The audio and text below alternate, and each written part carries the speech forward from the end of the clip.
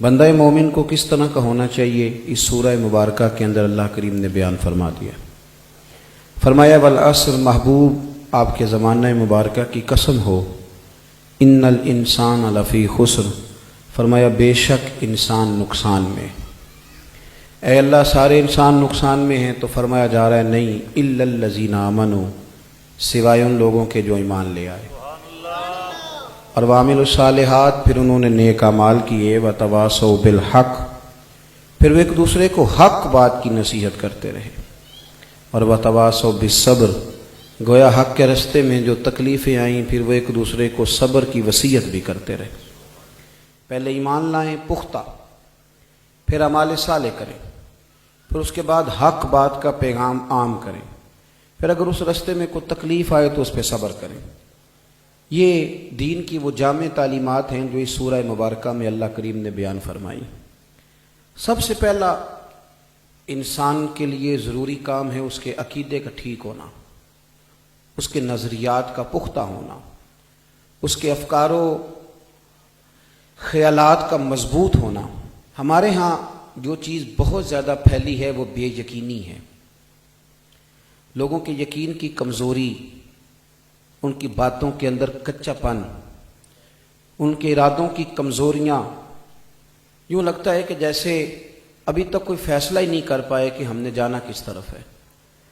یقین اگر مضبوط ہو جائے، ایمان اگر پختہ ہو، میرے نبی کریم صلی اللہ علیہ وسلم کا فرمان امام غزالی نے لکھا ہے، حضور فرماتے ہیں یقین اس طرح سیکھا کرو جس طرح تم قرآن سیکھتے ہو۔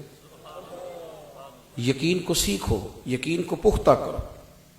وبالآخرۃ ھم یوقنون، آخرت پر بھی تمہارا یقین ہونا چاہیے، تم ایک مضبوط افکار کے لوگ ہونے چاہیے۔ صحابہ کرام کا جو اصل معاملہ تھا وہ یہ تھا کہ ان کو انشراح صدر نصیب ہو گیا تھا کہ دین واقعی سچ ہے۔ ان کو یہ بات طے ہو گئی تھی کہ مصطفیٰ کریم علیہ السلام کی زبان اطہر سے جو نکلتا ہے حق اور سچ ہی نکلتا ہے۔ انشراح صدر ہمارے ہاں نا منانا پڑتا ہے، سمجھانا پڑتا ہے، اور سارا کچھ مان کے بھی، نعرہ لگا کے بھی، پھر بھی اس پر لوگ یقین نہیں پورا کر پاتے، لہذا عمل کا رستہ مشکل ہو جاتا ہے۔ حضرت سیدنا عثمان غنی رضی اللہ تعالیٰ عنہ فرماتے ہیں کہ میں حضرت عبداللہ ابن مسعود رضی اللہ تعالیٰ عنہ کی تیمارداری کرنے کے لیے گیا۔ شدید علیل تھے اور ان کی بیٹیاں زیادہ تھیں، بیٹا کوئی نہیں تھا۔ امیر المومنین حضرت عثمان غنی اپنے دور خلافت میں تشریف لے گئے۔ فرماتے میں نے انہیں جا کے کہا کہ میں چاہتا ہوں کہ خزانے میں سے نا کچھ تھوڑی سی آپ کی بیٹیوں کے لیے مدد کر دوں تاکہ کام آئے۔ حضرت عبداللہ ابن مسعود رضی اللہ تعالیٰ عنہ شدید بیمار تھے، دوستوں سے کہنے لگے مجھے اٹھا کے بٹھاؤ۔ انہوں نے جب بٹھایا تو فرمانے لگے عثمان آپ جائیں، میں نے اپنی بیٹیوں کو خزانہ دے دیا ہے۔ عثمان غنی کہنے لگے آپ کے تو کوئی ظاہر ذرائع نہیں ہیں، تو کیا خزانہ دیا ہے؟ فرمانے لگے میرے نبی کریم علیہ السلام نے فرمایا ہے رات کو سورت واقعہ پڑھو تمہیں کبھی فاقہ نہیں آئے گا۔ میں نے اپنی بیٹیوں کو یاد کرا دی ہے، میں نے اپنی بیٹیوں کو یاد، میری طرف دیکھیے، میں نے بیٹیوں کو سورت واقعہ یاد کرا دی ہے۔ تارے جھڑ سکتے ہیں، سورج ٹوٹ سکتا ہے، چاند اپنی جگہ چھوڑ سکتا ہے، پر مدینے والے محبوب کا فرمان غلط نہیں ہو سکتا، ان کو کبھی فاقے نہیں آئیں گے۔ مسئلہ تو یہ ہے کہ یقین کی وہ دولت، اعلیٰ حضرت رحمۃ اللہ علیہ کی جو فکر ہے نا، اس کا پہلا نقطہ یہ ہے کہ اتنا پختہ یقین،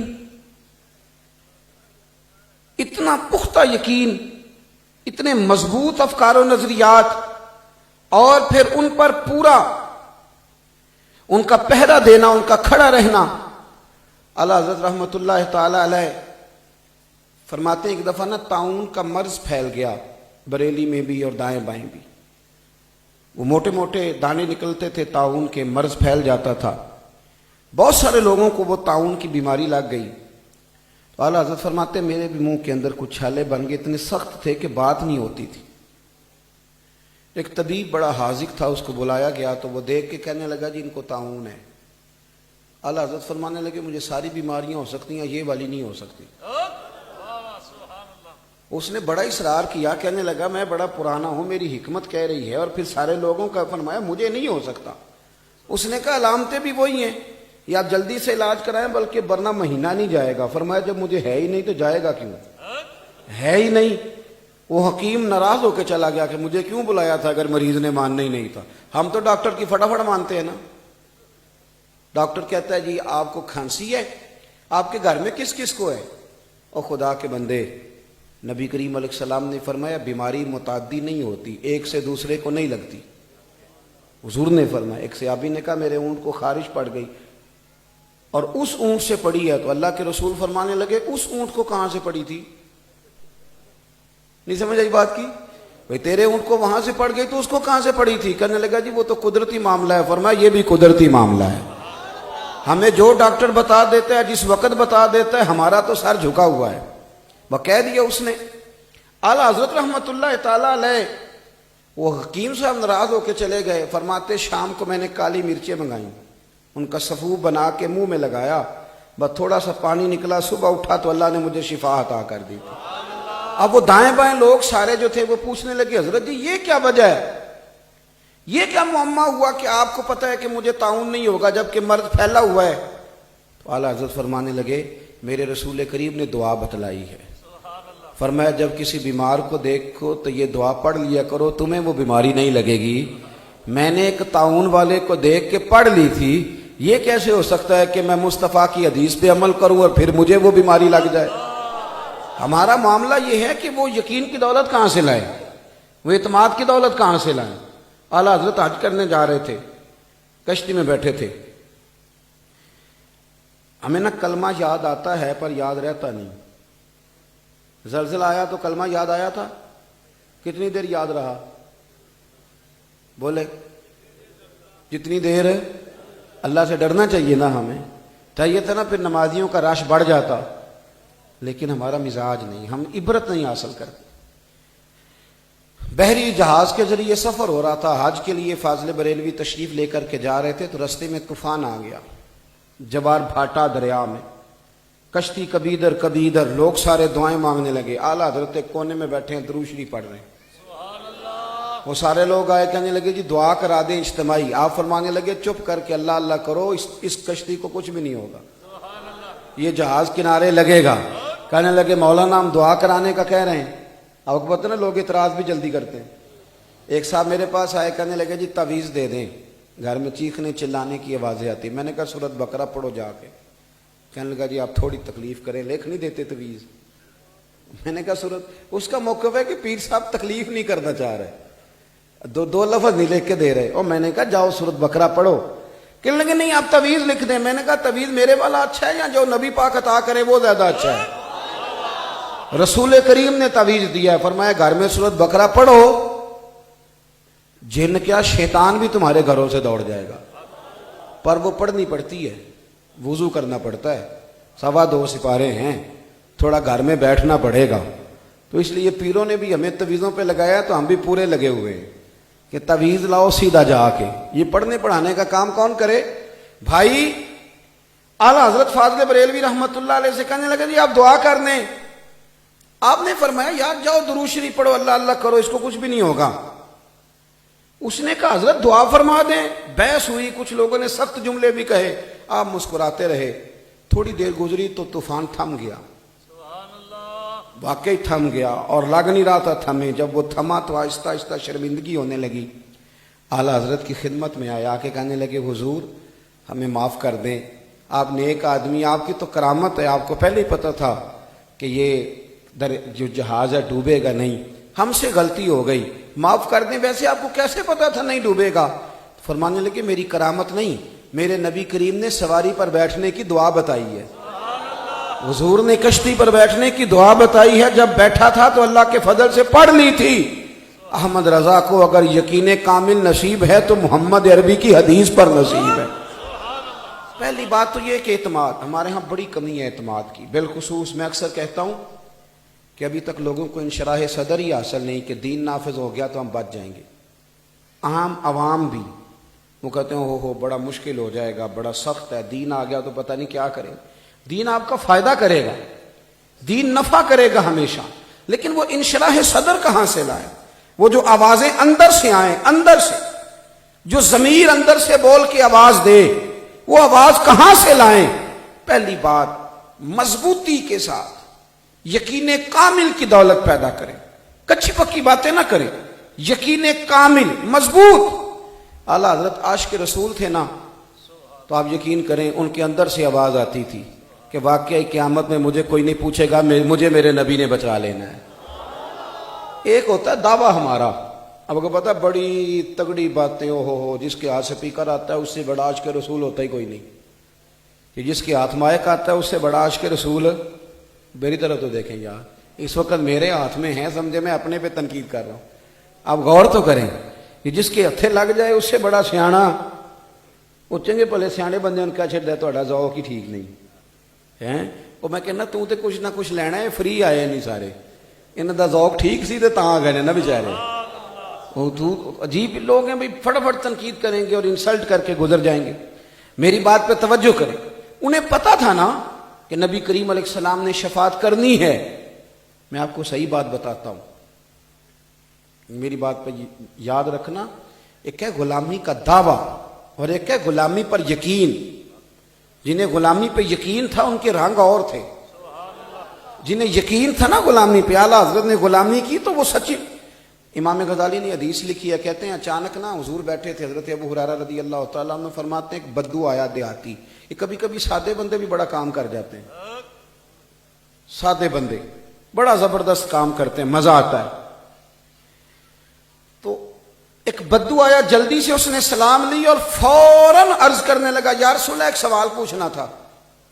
फौरन हुजूर मुस्कुराए, फरमाया हाल नहीं पूछा, आने का नहीं बताया, फटाफट सवाल, चलो जी बिस्मिल्लाह पूछो। कहने लगा जी क़यामत वाले दिन हिसाब किसने लेना है? अदल करें ते थर थर कंबल, ऊंचियां शाना वाले, ये हिसाब किसने लेना है क़यामत वाले दिन? तो हुजूर फरमाने लगे भाई अल्लाह नहीं लेना है।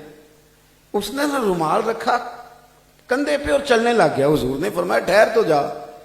और ठहर भाई किधर जा रहे हो? और रुक गया। महबूब करीम फरमाने लगे तूने सवाल पूछा, जवाब लिया और बताया कुछ नहीं। अर्ज की हुजूर बस मेरा मसला हल हो गया, मैंने पूछना था किसने लेना है? अल्लाह ने। तो फरमाया महबूब, अर्ज करने लगे या रसूलल्लाह, करीम जब गालिब आता है ना तो वो रहमत ही करता है, वो जब गालिब आता है तो फिर रहमत ही करता है। आला हज़रत फरमाते हैं मैं हदीस पढ़ रहा था नबी पाक की, मैं हदीस पढ़ रहा था, जरा गौर करना, हदीस पढ़ रहा था मैं रसूल करीम की। हजरत अनस बिन मालिक रज़ी अल्लाह तआला अन्हु पूछते हैं या रसूल अल्लाह सल्लल्लाहु अलैहि वसल्लम, महशर के दिन आपको तलाश करूं तो कहां करूं? यहां हुजूर ने भी नहीं फरमाया कि तू ध्यान से नमाजें पढ़ा कर, मुझे ढूंढ के क्या करना है, तू तवज्जो के साथ, हालांकि करनी चाहिए, ये बड़ी जरूरी है। कहां तलाश करूं? तो हुजूर फरमाने लगे हौज़े कौसर पे आ जाना, उम्मत प्यासी आएगी तो मैं जाम भर भर के पिलाऊंगा। हजरत अंस बड़े सियाने थे, हमारा भला कर गए। अर्ज करने लगे हुजूर वहां मुलाकात ना हुई? तो फरमाया मिजाने अमल पे आ जाना, उम्मत के अमात तोल रहे होंगे, मैं खड़ा होऊंगा। या रसूल अल्लाह वहां मुलाकात ना हुई? तो तिरमिजी की हदीस है। तो महबूब फरमाने लगे फिर पुल सिरात पे आना, उम्मत गुजर रही होगी और मैं रब्बे सल्लिम रब्बे सल्लिम रब्बे सल्लिम कह के गुजार रहा हूंगा। आला हजरत यहां पहुंचे तो लिख दिया, कहने लगे बस मौज लग गई, रजा अब पुल से वजद करते गुजरिए। रजा अब पुल से, वो सुना ना आपने, बड़ा बारीक है, बड़ा तेज है, तो कहते हैं रजा अब पुल से वजद करते गुजरिए कि है रब्बे सल्लिम सदाए मोहम्मद। खुदा की रजा चाहते हैं दो आलम, खुदा चाहता है रजाए मोहम्मद। इजाबत का जोड़ा, इनायत का सेहरा, दुल्हन बन के निकली दुआए मोहम्मद। और इजाबत ने झुक कर, यानी कबूलियत नीचे आ जाती है जब नबी पाक दुआ मांगते हैं। ये अंदाज सिर्फ आला हजरत का है। फरमाते इजाबत ने झुक कर गले से लगाया, बड़ी नाज से जब दुआए मोहम्मद सल्लल्लाहु अलैहि। फिर फरमाया वामिलु सालिहात, यकीन भी पुख्ता और तुम्हारे अमल भी नेक होने चाहिए। हम निस्बतों वाले हैं, वैसे कोई हमसे पूछ ले कि नमाज, तो चूंकि हम निस्बतों वाले हैं लिहाजा नमाज वो पढ़ेगा जिनकी निस्बत कोई नहीं, माहज़ल्लाह अस्तग़फिरुल्लाह। निस्बत वाला तो ज्यादा नमाजी होता है भाई, गैर का तो अकीदा ही नहीं कि हुजूर हर वक्त देखते हैं, वो तो मेरा तेरा अकीदा है। तो जिसके नबी हर वक्त देखेंगे वो झूठ बोलेगा, वो बददियानती करेगा, वो नमाज छोड़ेगा, वो फरेब करेगा, حضور تو حاضر و ناظر ہیں، دیکھ رہے ہیں اپنی، جیسے ہاتھ کی ہتھیلی پہ دیکھا جاتا ہے. یہ تو تیرا عقیدہ ہے، اور پھر تو دائیں بائیں کیسے نکل سکتا ہے؟ پختہ عمل، پختہ صاف ستھرا عمل. اور حضور نے فرمایا میں کوئی عام اخلاق تمہیں سکھانے نہیں آیا، میں مکارم اخلاق کی تکمیل کرنے آیا. جو بڑے بڑے اخلاق ہیں نا، بڑے بڑے، حضور نے ہمیں یہ نہیں سکھایا کہ جو تمہارے ساتھ جوڑے اس کے ساتھ جوڑو. فرمایا جو تم سے توڑے اس کے ساتھ جوڑو. اعلیٰ اخلاقی قدریں، اعلیٰ ترین معیار اخلاق حسنہ کا، اعلیٰ ترین اخلاق یہ رسول کریم نے ہمیں سکھائے. یعنی بہت بڑا سٹیٹس ہو تمہارے اخلاق کا. اعلیٰ حضرت فاضل بریلوی رحمۃ اللہ علیہ کی آپ زندگی کو دیکھتے ہیں تو یہ رسول کریم علیہ السلام نے اخلاق سکھائے. دیکھیں نا، حضرت انس بن مالک رضی اللہ تعالیٰ عنہ فرماتے کہ ایک دفعہ ایک پگلی عورت آ گئی، پاگل. اس نے آ کے عرض کیا یا رسول اللہ میرے ساتھ چلیں، میں نے کو بات کرنی. حضور اس کے ساتھ چلنے لگ گئے، جا کے ریت پہ بٹھا لیا نبی پاک کو. اور باتیں کیا کرتی؟ حضور مجھے لوگ روڑے مارتے ہیں. فرمایا میں منع کر دوں گا، آئندہ نہیں ماریں گے. بچے مجھے تنگ کرتے ہیں. فرمایا نہیں کریں گے. یہ باتیں وہ کر رہی ہے، اور کہتے ہیں اپنی مرضی سے اٹھی اور کہنے لگی حضور ٹھیک ہے، آپ اجازت ہے، آپ جائیں. نبی پاک کو کہہ رہی ہے خود بھیک دیں، خود ہی کہیں منگتے کا بھلا ہو. رسول کریم صلی اللہ علیہ وسلم کیا فرماتے ہیں؟ حضور فرمانے لگے کسی کی پرواہ نہ کرنا، جب دل کرے دوبارہ آ جانا. یہ اخلاق ہے. کہ اخلاق اس کا نام ہے کہ وہ میں گیا تھا تو میرے حضرت صاحب نے تھپکی دی تھی. او بھائی سمجھو بات کو. اخلاق تو غریب پروری کا نام، پیار کا نام، محبت کا نام. اعلیٰ حضرت بریلوی رحمۃ اللہ علیہ کے خلیفہ سید ایوب علی رضوی رحمۃ اللہ علیہ کہتے ہیں ایک چھوٹا سا یتیم بچہ صبح صبح آ گیا. آپ کہنے لگا حضور آپ غریبوں کے گھر بھی چلے جاتے ہیں؟ تو اعلیٰ حضرت فرمانے لگے کیوں نہیں، میں جاؤں گا.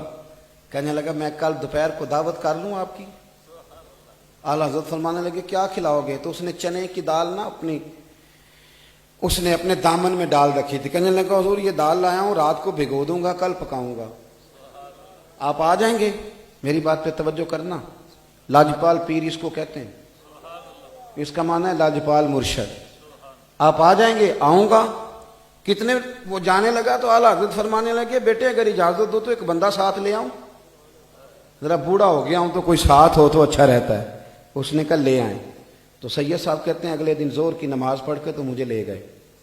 جب اس غریب کے گھر گئے نا، اس غریب کے، تو اس بیچارے کے گھر میں ایک ہی کمرہ تھا اور اندر کسی کو بٹھانے کی جگہ ہی نہیں. ایک والدہ اور ایک اس کا بیٹا. کہتا مجھے پیار ہو گیا بریلی کے امام سے. تو اعلیٰ حضرت رحمۃ اللہ تعالیٰ علیہ سے کہنے لگا حضور اندر تو جگہ نہیں ہے. فرمایا جہاں تم کہے گو. اس نے باہر نا دروازے کے باہر کپڑا بچھا دیا. اعلیٰ حضرت رحمۃ اللہ علیہ کے سامنے نا کھانا لا کے رکھا. سید ایوب علی صاحب کہتے ہیں یہ کھانا چنے کی دال آپ کو منع تھی، آپ تو سوجی کے بسکٹ دوپہر کو تھوڑے سے کھاتے تھے، تبھی یہ ٹھیک نہیں رہتی تھی. وہاں بیٹھ کے کھانا کھا رہے ہیں، موٹی روٹیاں. اماں کو نظر بھی ٹھیک نہیں آتا، روٹی بھی پوری پکا نہیں سکی، کچھ کچی کچھ پکی. وہ روٹیاں پکا کر کے لائی تو اعلیٰ حضرت کے سامنے رکھی تو فاضل بریلوی نے بڑے لطف سے کھائی. لوگ گزرتے، قریب سے گزرتے تو سلوٹ کرتے حضور یہاں بیٹھے ہیں. فرمایا میں یہاں نہیں بیٹھ سکتا. امام زین العابدین کہتے ہیں، امام زین العابدین فرماتے ہیں، کہتے ہیں میں اپنے والد امام حسین کے ساتھ سڑک سے گزر رہا تھا تو کچھ غریب لوگ روڈ پہ بیٹھے تھے. کہنے لگے فرزند رسول ہمارا دل کرتا ہے ہمارے ساتھ بیٹھ کے روٹی کھاؤ. کہتے ہیں امام علی مقام گھوڑے سے اترے، جبہ سمیٹا تو سڑک پہ بیٹھ گئے، سڑک پر بیٹھ گئے اور فرمایا دیر تک روٹی کھاتے رہے. اور آخر میں فرمانے لگے ایک لقمے کی بھوک نہیں تھی، تمہارا دل اس لیے راضی کیا ہے کہ اللہ راضی ہو جائے، اللہ کا رسول راضی ہو جائے. اعلیٰ حضرت دیر تک کھانا کھاتے رہے. فکر رضا کو سمجھیے، دیر تک فاضل بریلوی کھانا کھاتے رہے. اور پھر اس نے کہا جی میں نے چائے بھی پلانی ہے. فرمایا لاؤ پئیں گے. وہ چائے بھی پلائی. پھر فرمانے لگے شہزادے اجازت ہو تو جائیں. کہنے لگا اماں سے پوچھ کے بتاتا ہوں. سید صاحب کہتے ہیں اندر گیا تو کہنے لگا جی اماں کہتی ہے ٹھیک ہے آپ جا سکتے ہیں. سید صاحب کہتے ہیں جب واپس آ رہے تھے تو رستے میں میں نے کہا حضور آپ کی طبیعت خراب ہو جائے گی، نہیں اتنا زیادہ کھایا چلو چکھ لیتے. تو آپ فرمانے لگے سید صاحب میں اپنی تکلیف دیکھتا یا کہ یتیم کا دل دیکھتا، اس کی یتیم پروری کا کیا کرتا.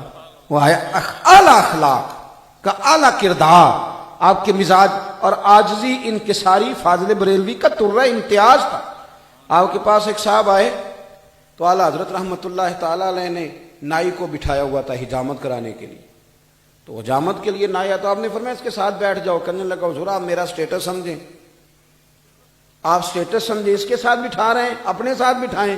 ہاں، فرمانے لگے اگر تیرا اس کے ساتھ بیٹھنے کا سٹیٹس نہیں تو میرا تیرے ساتھ بیٹھنے کا سٹیٹس نہیں، چل دوڑ جا اپنا کام کر، نکل یہاں سے، ہمیں ایسے لوگوں کی ضرورت نہیں۔ اعلیٰ اخلاقی قدریں، ان کا مزاج، اور پھر اپنی پوری زندگی انہوں نے اشاعت دین میں گزاری۔ میں آپ کو بتاؤں، اس زمانے میں کچھ لوگوں نے کہہ دیا تھا کہ نبی کریم صلی اللہ علیہ وسلم کا علم تو اس طرح جس طرح جانوروں پاگلوں کا ہے، تو اعلیٰ حضرت فرمانے لگے تو پاگل ہو گیا ہے۔ اس کائنات میں رب کریم نے جن کو سب سے زیادہ علوم غیبیہ عطا کیے ہیں وہ میرے رسول پاک، آپ نے اس پر دلائل دیے۔ جب ایک شخص نے کہا نا کہ نماز میں نبی پاک کا خیال آ جائے تو نماز ٹوٹ جاتی ہے، تو اعلیٰ حضرت فرمانے لگے تو بڑا بیوقوف ہے، حضور کا خیال آنے سے ٹوٹ جاتی ہے؟ فرمانے لگے ہماری تو تب تک ہوتی نہیں جب تک مدینے والے کا خیال نہ آئے، ہماری نماز ہوتی نہیں جب تک رسول کریم کا خیال نہ آئے، ہوتی نہیں۔ مجھے کیا غرض تھی قیام سے، مجھے کیا خبر تھی سجود کی، وہ تو تیرے نقش پا کی تلاش تھی جو جھکا رہا میں نماز میں۔ تو انہوں نے رسول کریم سے محبت کی تو پھر کھل کے محبت کی، نبی پاک کے پیغام کا درس دیا۔ آپ کو پوری کتاب فاضل بریلوی کی اگر دیکھنے کا موقع ملے تو کہیں وہ حضور علیہ الصلوۃ والسلام کے علم غیب پر کتابیں لکھ رہے ہیں، کہیں وہ رسول پاک کے اختیارات پر کتابیں لکھ رہے ہیں، کہیں وہ مدینے کی عظمت پر کتابیں لکھ رہے ہیں، کہیں وہ حضور کے صحابہ کی شان بیان کرتے ہیں، کہیں وہ اہل بیت۔ ایک حدیث فتاوی رضویہ کی 4 جلد میں ایک شخص نے پوچھا سیدوں کو زکوٰۃ لگتی ہے؟ سادہ سا جواب تھا، 8ویں جلد میں ہے فتاوی رضویہ شریف، سادات کو زکوٰۃ لگتی ہے؟ سادہ سا جواب تھا، نہیں لگتی۔ پہلے جواب دیا، دلائل دیے، نہیں لگتی۔ پھر اگلے صفحے پہ فرمانے لگے خیال نہیں آتا سیدوں کے نانا کا صدقہ کھاتے ہو تو سیدوں کو زکوٰۃ ہی دینی ہے، جملے۔ اور فرمانے لگے حدیث سنو، ابن عساکر سے حدیث لائے اعلیٰ حضرت، فرمانے لگے نبی کریم نے فرمایا ہے، حضور نے فرمایا جس نے عبد المطلب کی اولاد کے ساتھ نیکی کی، قیامت میں جب مجھ سے ملے گا تو میں خود اسے صلہ دوں گا۔ یہ حدیث لکھ کے نا تو آگے تبصرہ کرتے ہیں بڑا شاندار، فرمانے لگے حضور فرماتے ہیں جس نے عبد المطلب کی اولاد کے ساتھ نیکی کی جب مجھ سے ملے گا تو میں خود صلہ دوں گا۔